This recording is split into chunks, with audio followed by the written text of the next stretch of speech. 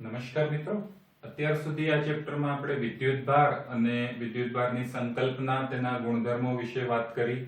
તે ઉપરાંત વાહક અને અવાહક પદાર્થો વિશે પણ આપણે ચર્ચા કરી. ઉપરાંત બે વિદ્યુતભાર કે બે થી વધુ વિદ્યુતભાર વચ્ચે લાગતું જે બળ છે, જેને કુલંબ બળ કહે છે, તેનું સદિશ અને અદિશ સ્વરૂપ તારવ્યું. વિદ્યુત ક્ષેત્ર એટલે કે ઇલેક્ટ્રિક ફિલ્ડ શું છે અને ક્ષેત્ર રેખાઓ ઇલેક્ટ્રિક ફિલ્ડ લાઇન શું છે તેના વિશે પણ વાત કરી. આજના લેક્ચરમાં આપણે વિદ્યુત ફ્લક્સ શું છે એના વિશે ચર્ચા કરીશું. તો શરૂ કરીએ. વિદ્યુત ફ્લક્સ જેનો સિમ્બોલ છે ફાઈ. તો ફ્લક્સ નો મતલબ થાય છે ફ્લો. ફ્લો એટલે આપણે જેને એક પ્રવાહ પણ કહી શકીએ. સમજીએ કે મારી પાસે માની લો એક નળ છે, પાણી જેમાંથી વહી રહ્યું છે, નળ છે અને આ નળમાંથી પાણી નીચે પડી રહ્યું છે.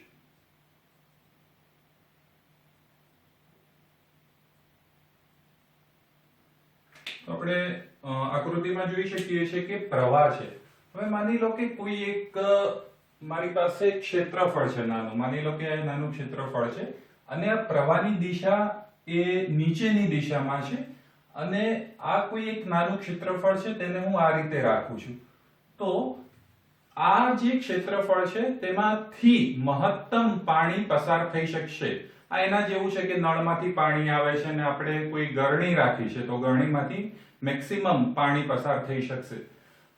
હવે માની લો કે ધીમે ધીમે આ જે ક્ષેત્રફળ છે તેની દિશા હું બદલતો જાઉં છું અને હવે પ્રવાહની દિશા અને ક્ષેત્રફળ એકબીજાને સમાંતર થઈ ગયા. પહેલા તે એકબીજાને લંબ હતા અને હવે તેઓ એકબીજાને સમાંતર થઈ ગયા. તો આ સંજોગોમાં ખૂબ જ ન્યૂનતમ શૂન્ય અથવા ન્યૂનતમ પાણી, ન્યૂનતમ પ્રવાહ આ જે ક્ષેત્રફળ છે તેમાંથી પસાર થઈ શકશે. તો આ ઓલમોસ્ટ જે ફ્લક્સ ની જે સમજૂતી છે, ફ્લક્સ ની જે પૂર્વધારણા છે, એ કંઈક આ પ્રકારની જ છે. સમજીએ. તો અહીં જે આપણે પાણીનો પ્રવાહ લીધો તેના બદલે આપણે વિદ્યુત ક્ષેત્ર રેખાઓ, અહીંયા આપણે જે એરો દ્વારા દર્શાવી છે અને હું લખી શકું કે વિદ્યુત ક્ષેત્ર રેખાઓ. બીજું કે અહીંયા પાણી છે, કોઈ એનો વેગ હતો તે વહન પામતો. તો વિદ્યુત ક્ષેત્ર રેખાઓ આપણે લાસ્ટ લેક્ચરમાં જોયું પ્રમાણે એક કાલ્પનિક વસ્તુ છે, તો એનું કોઈ એક જગ્યાએથી બીજી જગ્યાએ વહન થતું નથી. પણ અહીંયા પાણીનું ઉદાહરણ એટલે લીધું કે આપણે વસ્તુને સારી રીતે સમજી શકીએ. તો અહીંયા ત્રણ આકૃતિ દર્શાવી છે. પહેલી આકૃતિમાં આપણને એ જોવા મળશે કે વિદ્યુત ક્ષેત્ર રેખાઓ છે એને બિલકુલ લંબ કોઈ ક્ષેત્રફળ રાખેલું છે. ધારો કે આ વિદ્યુત ક્ષેત્ર રેખાઓ છે અને આ રીતે લંબ જો ક્ષેત્રફળ રાખ્યું હોય તો આપણે આ બાજુથી જોઈએ તો ફક્ત આની આ એજ, આ ધાર જ જોવા મળે. એટલે આ આકૃતિ એ છે. બીજી આકૃતિમાં છે કે આ રીતના જે ક્ષેત્રફળ રાખ્યું છે, હવે એને થોડું કોણાવર્તન આપવામાં આવે છે. તો આકૃતિ બી એ વસ્તુ દર્શાવે છે અને આકૃતિ સી માં દર્શાવેલું છે કે વિદ્યુત ક્ષેત્ર રેખાઓ છે એને બિલકુલ સમાંતર રીતે આપણે જે ક્ષેત્રફળ રાખેલું છે. તો અહીંયાથી બિલકુલ સ્પષ્ટ રીતે આપણે જોઈ શકીશું કે એ આકૃતિમાં જે ફ્લક્સ છે ફાઈ એ મહત્તમ છે. બી આકૃતિની વાત હમણાં પછી કરીએ. સી માં જે ફ્લક્સ છે ફાઈ છે એ ન્યૂનતમ છે, એ શૂન્ય પણ હોઈ શકે. અને અહીં જે ફ્લક્સ નું જે મૂલ્ય છે એ મહત્તમ અને ન્યૂનતમ ની વચ્ચે છે. તો ત્યાં સુધી આપણે સમજ્યા કે ઇલેક્ટ્રિક ફિલ્ડ લાઇન્સ એટલે કે વિદ્યુત ક્ષેત્ર રેખાઓ હોય તેની અંદર કોઈ એક ક્ષેત્રફળ મૂકવામાં આવે અને જે ક્ષેત્રફળમાંથી મહત્તમ જેટલી અથવા તો ક્ષેત્રફળમાંથી જેટલી ક્ષેત્ર રેખાઓ પસાર થાય તે રેખાઓની સંખ્યાને તે જગ્યાનું અથવા તે ક્ષેત્રફળ માટેનું વિદ્યુત ફ્લક્સ કહેવામાં આવે છે. આપણે એ પણ સમજી શકીએ કે વિદ્યુત ક્ષેત્રની દિશાને જો લંબ રૂપે એક ક્ષેત્રફળ રાખવામાં આવે તો તેમાંથી મહત્તમ ક્ષેત્ર રેખાઓ પસાર કરી શકાય. તો એની વ્યાખ્યા લખીએ વિદ્યુત ફ્લક્સની કે આપેલ વિદ્યુત ક્ષેત્ર જેને આપણે E દ્વારા દર્શાવીએ, આપેલ વિદ્યુત ક્ષેત્ર E માટે મૂકવામાં આવેલા ક્ષેત્રફળને આપણે ડેલ્ટા એસ કહીએ, કે જે વિદ્યુત ક્ષેત્રને લંબ હોય તો ક્ષેત્રફળમાંથી પસાર થતી કુલ વિદ્યુત ક્ષેત્ર રેખાઓની સંખ્યાને ફ્લક્સ ફાઈ કહે છે. તો આપેલ વિદ્યુત ક્ષેત્ર માટે આ કોઈ વિદ્યુત ક્ષેત્ર છે, આની ક્ષેત્ર રેખાઓ છે, તેમાં કોઈ એક ક્ષેત્રફળ છે અને લંબ રૂપે છે, તો એમાંથી કુલ પસાર થતી વિદ્યુત ક્ષેત્ર રેખાઓની સંખ્યાને એ વિદ્યુત ફ્લક્સ કહેવામાં આવે છે. એને ગાણિતિક સ્વરૂપે એટલે કે મેથેમેટિકલી ફ્લક્સને કેવી રીતે આપણે વ્યાખ્યાયિત કરીએ એ જોઈએ. તો એના માટે એક નવી વસ્તુ આપણે ડિફાઇન કરવી પડશે, જેનું નામ છે ક્ષેત્રફળ સદિશ. ક્ષેત્રફળ સદિશ, જેને એરિયા વેક્ટર એવું પણ કહેવામાં આવે છે. સમજીએ કે ક્ષેત્રફળ સદિશ એટલે શું. તો કોઈ પણ એક ક્ષેત્રફળ લઈ લઈએ. માની લો કે એક ક્ષેત્રફળ આ રીતનું આપણે લીધું છે. આ કોઈ એક એરિયા છે, કોઈ એક ક્ષેત્રફળ છે. તો આ ક્ષેત્રફળને લંબ રૂપે જે સદિશ આપણે ડ્રો કરી શકીએ, તો આને કહેવાય ક્ષેત્રફળ સદિશ. એટલે કોઈ પણ ક્ષેત્રફળ છે તેને લંબ, માની લો કે ફરીવાર આ એક ક્ષેત્રફળ છે, તો ક્ષેત્રફળને લંબ રૂપે જે સદિશ હશે તે સદિશને હંમેશા ક્ષેત્રફળ સદિશ તરીકે ઓળખવામાં આવશે. ક્ષેત્રફળ માની લો કે આ ડાયરેક્શનમાં છે, તો ક્ષેત્રફળ સદિશ તેને લંબ હશે, આ ડાયરેક્શનમાં છે તો તેને લંબ હશે. તો ક્ષેત્રફળ સદિશ ફરીવાર આકૃતિ A, B અને C માં જોઈએ તો અહીં આકૃતિ A માં ક્ષેત્રફળ સદિશની દિશા એ ધન x ની દિશા હશે. અહીં ક્ષેત્રફળ સદિશની દિશા કોઈ આ રીતે થઈ શકશે. એટલે આ ધન x ની દિશા સાથે માની લો કે કોઈ એક થીટા ખૂણો બનાવે છે ને અહીં એ દિશા છે એ બોર્ડમાંથી બહાર આવતી દિશા, એટલે કે કોઈ આ રીતની દિશા હશે. તો ક્ષેત્રફળ સદિશ શું છે એ જો આપણે સમજ્યા હોઈએ તો હવે આપણે મેથેમેટિકલી ફ્લક્સ છે એને ડિફાઇન કરી શકીએ. સમજીએ કે અહીંયા જ્યારે આ x ડાયરેક્શન છે, એટલે કે વિદ્યુત ક્ષેત્રની દિશા અથવા વિદ્યુત ક્ષેત્ર રેખાઓની દિશા છે, અને ક્ષેત્રફળ સદિશ જેને હું n કેપ કહી દઉં. માનો કે ક્ષેત્રફળ સદિશને આપણે n કેપ દ્વારા વ્યાખ્યાયિત કરીએ. આ પણ n કેપ છે અને આ બહાર આવતો કોઈ n કેપ છે. તો જ્યારે બંને વચ્ચેનો ખૂણો અહીંયા E પણ ધન x ની દિશામાં છે, ક્ષેત્રફળ સદિશ પણ ધન x ની દિશામાં છે, તો અહીંયા જે ખૂણો છે એ ખૂણો થીટા બરાબર 0 છે. અહીંયા જો તો ક્ષેત્રફળ સદિશ બોર્ડમાંથી બહારની દિશામાં છે અને વિદ્યુત ક્ષેત્રની દિશા ધન x ની દિશામાં છે, તો અહીંયા થીટા બરાબર 90 ડિગ્રી છે.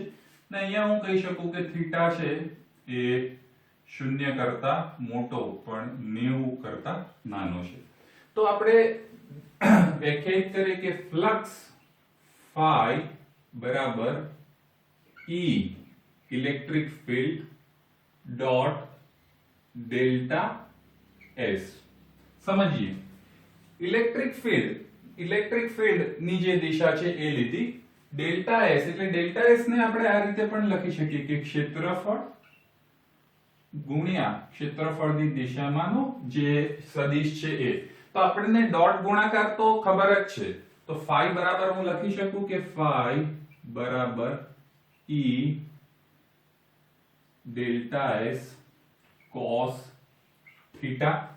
મતલબ કે થીટા cos નું મૂલ્ય cos થીટા નું મૂલ્ય જ્યારે શૂન્ય હશે ત્યારે cos નું મૂલ્ય મહત્તમ હશે એટલે જ્યારે કે ક્ષેત્રફળ સદિશની દિશા અને વિદ્યુત ક્ષેત્રની દિશા એકબીજાને સમાંતર હશે તે સંજોગોમાં જે ક્ષેત્રફળ હશે તેમાંથી પસાર થતી બળ રેખાઓ અથવા વિદ્યુત ક્ષેત્ર રેખાઓની સંખ્યા મહત્તમ જ હશે પણ જ્યારે આ ખૂણો 90 ડિગ્રી હશે કે આ રીતના શરૂઆતમાં રાખ્યો હવે આપણે આ રીતે એટલે ક્ષેત્રફળ સદિશ આ રીતના તો અહીંયાથી વિદ્યુત ક્ષેત્ર જે રેખાઓ પસાર થાય છે એ ન્યૂનતમ હશે તો આપણને ખ્યાલ છે કે અહીંયા થીટા નું મૂલ્ય આ જે ફ્લક્સ છે એ આપણે વ્યાખ્યાયિત કર્યું અહીંયા થીટા જ્યારે આપણે શૂન્ય હશે તો આપણે ફાઈ મહત્તમ છે એવું કહી શકીશું અને થીટા નું મૂલ્ય જ્યારે શૂન્ય હશે ત્યારે ન્યૂનતમ છે એવું પણ કહી શકીશું ઠીક છે તો આ રીતે આપણે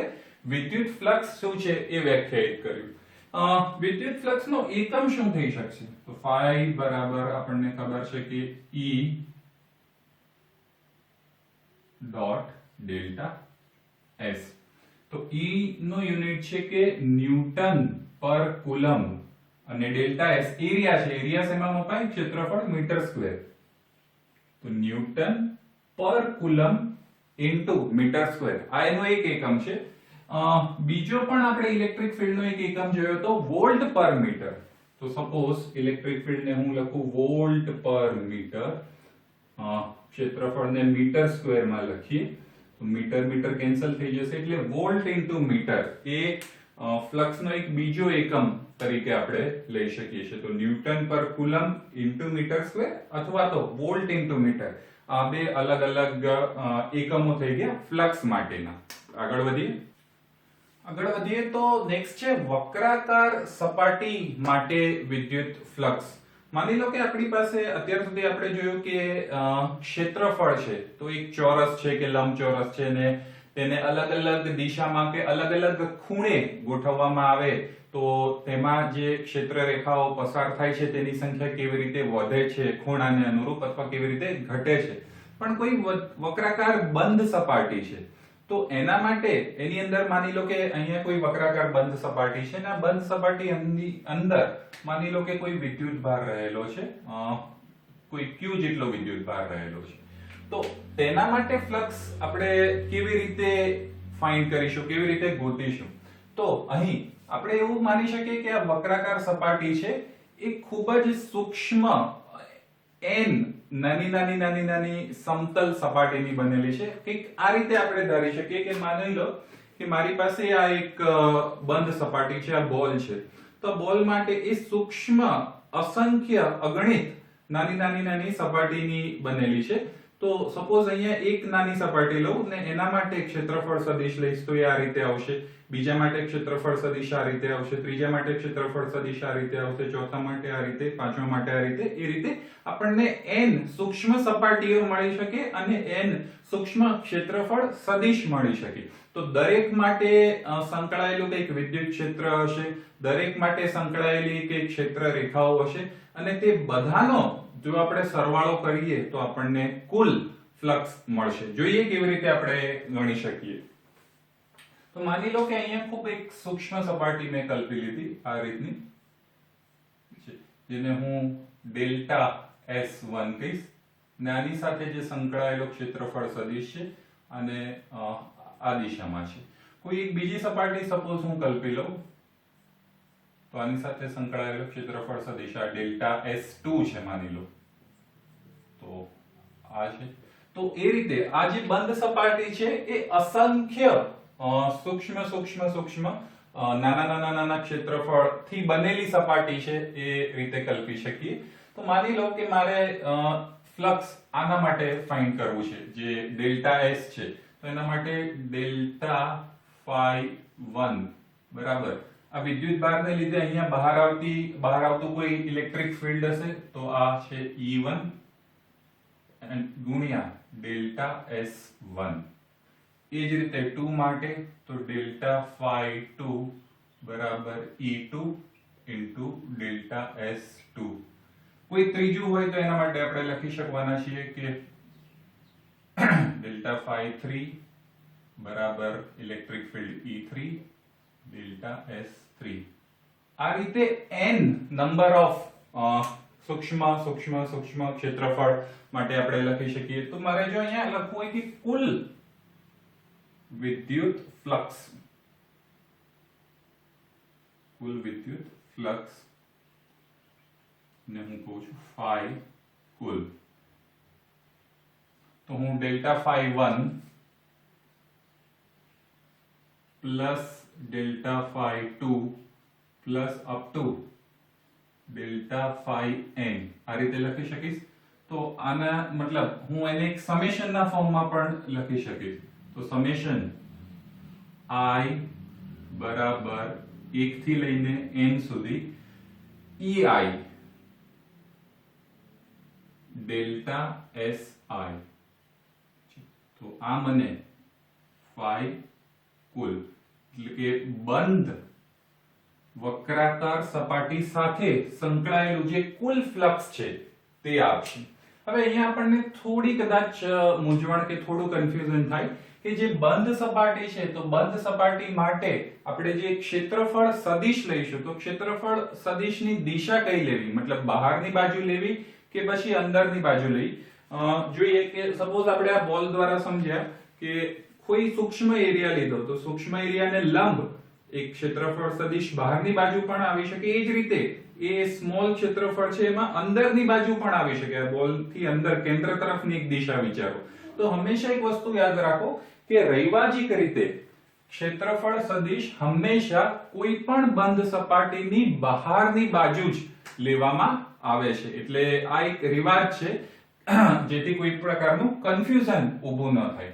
તો વિદ્યુત ફ્લક્સ શું છે એના વિશે સમજ્યા. કોઈ એક નાની સિસ્ટમ માટે, કોઈ એક સ્મોલ એરિયા માટે અથવા તો ઘણા બધા સૂક્ષ્મ એરિયા છે, સૂક્ષ્મ ક્ષેત્રફળ છે એના માટે પણ આપણે સમજીએ.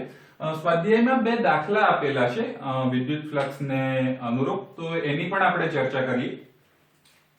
સ્વાધ્યાયમાં દાખલા નંબર 1.15.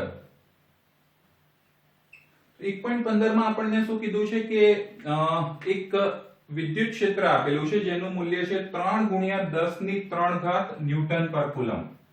ઇલેક્ટ્રિક ફિલ્ડ આપ્યું છે 3 ગુણ્યા 10 ની 3 ઘાત ન્યૂટન પર કુલમ અને એની દિશા આપેલી છે કે I એટલે કે x અક્ષની દિશા. ઠીક છે. તો એમાં પૂછ્યું કે જો આપણી પાસે 10 સેન્ટીમીટર લંબાઈ વાળો એક ચોરસ હોય કે જે YZ સમતલમાં હોય તો તેમાંથી કેટલું ફ્લક્સ પસાર થતું હશે.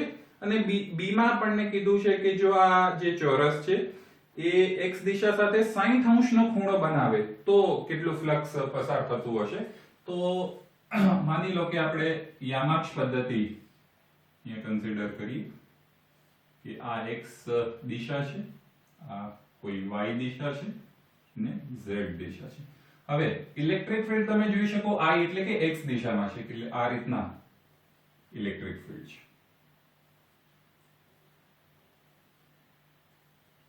અને જે આપણને સમતલ આપેલું છે એ YZ સમતલમાં એટલે x ને બરાબર લંબ છે. એટલે એ સપોઝ આપણે ડ્રો કરવું હોય તો આપણે જે આકૃતિ A માં ડ્રો કર્યું તો એ પ્રમાણે આ રીતના એક ચોરસ આપેલું છે. તો આ ચોરસ આ રીતના આપેલું છે. તો ચોરસ છે આ વિદ્યુત ક્ષેત્ર એટલે કે ઇલેક્ટ્રિક ફિલ્ડની દિશા થઈ અને આ ચોરસના એરિયા વેક્ટરની દિશા થઈ. બંને વચ્ચે જે ખૂણો છે એ 0 છે. ઠીક છે. તો ફ્લક્સ તો આપણે ઈઝીલી પછી ફાઇન્ડ કરી શકીશું કે ડેલ્ટા phi બરાબર E ડોટ BS બરાબર E delta S cos theta. તો E નું મૂલ્ય આપણને આપેલું છે 3 ગુણ્યા 10 ની 3 ઘાત. હવે આ જે ચોરસ છે એ 10 સેન્ટીમીટર લંબાઈનું છે. તો ચોરસનું ક્ષેત્રફળ 10 ગુણ્યા 10 100 પણ એ સેન્ટીમીટર સ્ક્વેર છે એટલે મીટર સ્ક્વેરમાં હોય તો 100 ગુણ્યા 10 ની -4 100 ગુણ્યા 10 ની -4 ને cos થીટા નું મૂલ્ય cos 0 એટલે 1. તો આ 1 2 10 ની -2 રહેશે તો 3 ગુણ્યા 10 ની 3 ગુણ્યા 10 ની -2 તો આ 10 ની એટલે કે 30 ન્યૂટન પર કુલમ ઇન્ટુ મીટર સ્ક્વેર. ઠીક છે. પાર્ટ બી માં કીધું છે કે હવે 60 ડિગ્રીનો ખૂણો બનાવે છે. તો 60 ડિગ્રીનો ખૂણો એટલે આપણી પાસે જે આ રીતના સમતલ હતું, હવે એ થોડું રોટેટ થાય છે કોઈ ખૂણે. તો માની લો કે એક આકૃતિ આપણે આ રીતના ડ્રો કરી નાખીએ.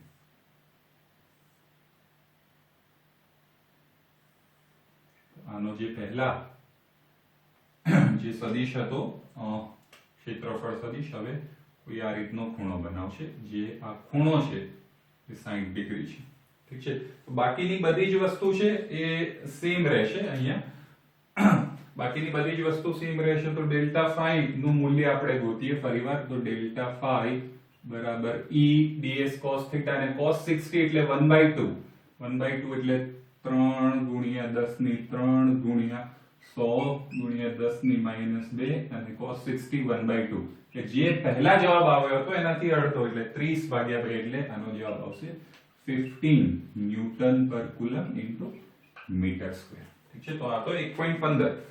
1.16 જોઈએ તો આપણને કીધું છે કે what is the net flux of the uniform electric field of exercise 1.15 through a cube of solid 20 cm oriented so that its faces are parallel to coordinate plane. અચ્છા, તો આમાં આપણને એવું કીધું છે કે જે હવે 10 આ જે ચોરસ હતું જેની બાજુની લંબાઈ 10 સેન્ટીમીટર હતી એની બદલે 20 સેન્ટીમીટર સ્ક્વેર છે. પણ એ કેવી રીતે મૂકેલું છે, એનું ઓરિએન્ટેશન એ રીતનું છે કે આ જે y અને z છે એ y અને z ને સમાંતર છે. y અને z પ્લેનમાં y અને z દિશામાં નથી, એટલે આ રીતે છે. જે ચોરસની જે દિશા છે કોઓર્ડિનેટ પ્લેનમાં છે, આ રીતે છે. એનો મતલબ એ થયો કે આનો જે ક્ષેત્રફળ સદિશ છે એ અહીંયાથી બહાર આવતો હશે. તો અહીંયા ક્ષેત્રફળ સદિશ કોઈ આ દિશામાં છે, ઇલેક્ટ્રિક ફિલ્ડ આ દિશામાં છે, ખૂણો 90 અંશનો બની જશે, અને ખૂણો 90 અંશનો બની જશે ધેટ મીન્સ cos ની વેલ્યુ 0 થઈ જશે. એટલે જ્યારે ઇલેક્ટ્રિક ફિલ્ડ અને ક્ષેત્રફળ સદિશ, વિદ્યુત ક્ષેત્ર અને ક્ષેત્રફળ સદિશ એકબીજાને લંબ હશે તો આપણને તેમાંથી કોઈ પણ ફ્લક્સ મળશે નહીં. એટલે કે 1.16 માં આવશે આન્સર 0. ફ્લક્સ નું મૂલ્ય થશે 0.